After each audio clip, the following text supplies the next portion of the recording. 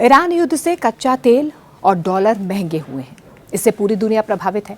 भारत भी इससे अछूता नहीं है। भारत पर भी संकट के बादल मंडरा रहे हैं और इस बीच प्रधानमंत्री नरेंद्र मोदी ने देशवासियों से ये अपील की है कि वे कम से कम 1 साल तक सोना ना खरीदें। इससे देश को ठीक ठाक मात्रा में डॉलर की बचत होगी और इससे हमारा इंपोर्ट बिल कम होगा और देश एक बड़े संकट से निपटने में सफल हो जाएगा। प्रधानमंत्री नरेंद्र मोदी की अपील की 1 साल तक सोना खरीदना बंद करें आप, बंद कर लीजिए। और ये भी कि संयम से पेट्रोल डीजल का इस्तेमाल करना है। इसे सिर्फ आप एक साधारण अपील समझने की गलती ना करें। इसके पीछे पूरी आर्थिक रणनीति, एक बहुत बड़ी सोच और एक बहुत बड़ा गणित भी छुपा हुआ है।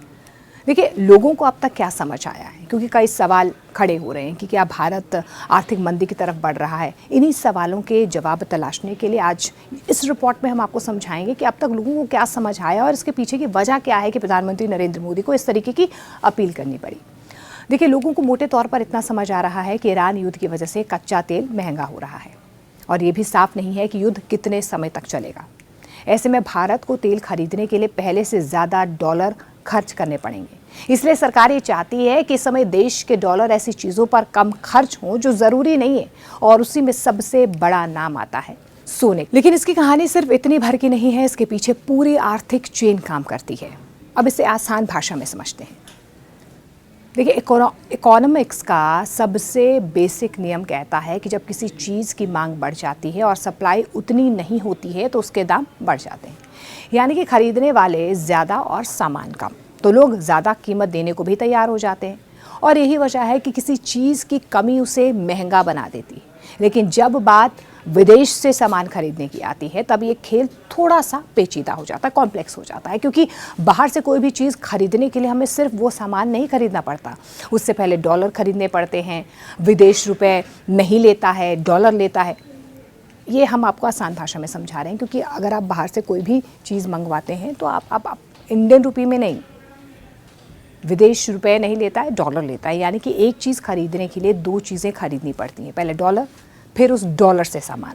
मान लीजिए कच्चे तेल का एक बैरल $80 का है और $1 की कीमत 80 रुपये है, तब एक बैरल तेल भारत को पड़ेगा 6400 रुपये का। अब अगर तेल का दाम बढ़कर $100 हो जाए और डॉलर फिर भी 80 रुपये का रहे तो वही तेल 8000 रुपये का पड़ेगा, यानी कि लगभग 25% की बढ़ोतरी। लेकिन अगर उसी समय डॉलर भी महंगा होकर 100 रुपये का हो जाए तब वही $100 वाला तेल भारत को पड़ेगा 10,000 रुपये का। यानी कि असली बढ़ोतरी सिर्फ तेल में नहीं है, डॉलर के महंगे होने से उसका असर 2 गुना हो गया है। और यहीं पर इस पूरी कहानी का असली पेंच फंसा हुआ है। अब सवाल ये है कि इस बढ़ती लागत को रोका कैसे जाए। पहला तरीका है कि तेल की खपत कम की जाए। इसलिए प्रधानमंत्री नरेंद्र मोदी ने पेट्रोल डीजल बचाने की अपील की है। लेकिन ये कोई तुरंत हासिल होने वाला लक्ष्य नहीं है। देश की फैक्ट्रियां, ट्रांसपोर्ट, रोजगार सब कुछ तेल और गैस पर टिका हुआ है।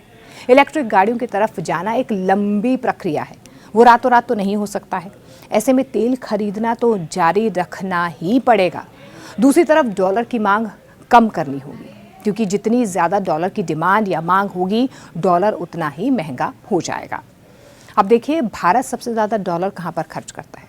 सबसे पहले नंबर पर आता है कच्चा तेल और गैस, जिसे तुरंत कम नहीं किया जा सकता है। दूसरे नंबर पर आता है इलेक्ट्रॉनिक्स, टीवी, मोबाइल, कंप्यूटर, गाड़ियाँ, सब के लिए विदेश से पुर्जे और ख़ासतौर पर सेमीकंडक्टर चिप्स मंगानी पड़ती हैं। भारत अभी एडवांस चिप्स बनाता नहीं है। ज़्यादातर चिप्स ताइवान जैसे देशों से आती हैं। यानी कि इलेक्ट्रॉनिक सेक्टर में भी डॉलर खर्च करने की भारत की मजबूरी है, क्योंकि इनके बिना देश में उत्पादन रुक जाएगा। अब तीसरे नंबर पर आता है गोल्ड, यानी कि सोना। भारत के कुल इंपोर्ट बिल का करीब 10% हिस्सा सिर्फ सोने का होता है। और अभी युद्ध का माहौल है, दुनिया में अनिश्चितता बढ़ी हुई है। ऐसे वक्त में दुनिया भर के केंद्रीय बैंक और निवेशक सोना खरीदने लगते हैं। इसलिए सोना पहले से और ज़्यादा महंगा है। ऊपर से डॉलर भी महंगा हो रहा है। यानी कि जिस डबल मार की बात तेल में हो रही है, वही असर अब सोने पर भी पड़ रहा है। फ़र्क बस इतना है कि तेल और इलेक्ट्रॉनिक्स देश की ज़रूरत है, लेकिन सोना ऐसा सामान नहीं है कि उसके बिना फैक्ट्रियां बंद हो जाएं या रोजगार रुक जाएगा। इसीलिए सरकार ये कह रही है कि अगर आप लोग 1 साल तक सोना खरीदना कम कर दें तो उसकी मांग घट जाएगी। मांग घटेगी तो जूलर्स विदेश से कम सोना मंगवाएंगे। कम सोना आएगा तो उसे खरीदने के लिए कम डॉलर चाहिए होंगे। अब डॉलर की मांग कम होगी तो डॉलर का दाम काबू में रहेगा, और जब डॉलर ज़्यादा महंगा नहीं होगा तब तेल समेत बाकी सभी ज़रूरी चीज़ों का बोझ भी कम होगा। यानी कि पूरी आर्थिक चेन एक दूसरे से जुड़ी हुई है। अब आपको आंकड़ों का फेर भी समझाते हैं। आंकड़ों की यही कहानी है। 2023-24 में भारत ने लगभग 4500 करोड़ डॉलर का सोना आयात किया था। अगले साल ये बढ़कर 5800 करोड़ डॉलर पहुंच गया और 2025-26 में करीब 7200 करोड़ डॉलर का सोना खरीदा गया। यानी कि हर साल सोने के लिए हजारों करोड़ डॉलर अतिरिक्त खरीदने पड़े। अगर ये डॉलर बच जाते हैं तो डॉलर की मांग थोड़ी कम रहती है और शायद रुपए इतना तेजी से कमजोर नहीं होता। हालांकि देखिए, ये अपील लागू करवा पाना आसान नहीं है। भारत में सोना सिर्फ गहना नहीं है, भावनात्मक और सामाजिक सुरक्षा का प्रतीक भी माना जाता है। लोगों को लगता है कि मुश्किल वक्त में सोना काम आएगा। शादी ब्याह से लेकर निवेश तक सोना भारतीय समाज का हिस्सा है। इसीलिए इसे अचानक छोड़ देना आसान नहीं है। लेकिन अगर प्रधानमंत्री की अपील का असर हुआ और आधे लोग भी 1 साल तक सोना खरीदना टाल दें तो 3500 से 4000 करोड़ डॉलर तक की बचत हो सकती है। इससे डॉलर पर दबाव कम होगा और रुपए 100 प्रति डॉलर तक जाने से रोका जा सकता है। हालांकि देखिए, बैंक्स क्या कह रहे हैं, रिजर्व बैंक भी सोना खरीदता है, लेकिन वो देश की आर्थिक रणनीति का हिस्सा होता है और उसे रोका नहीं जा सकता है।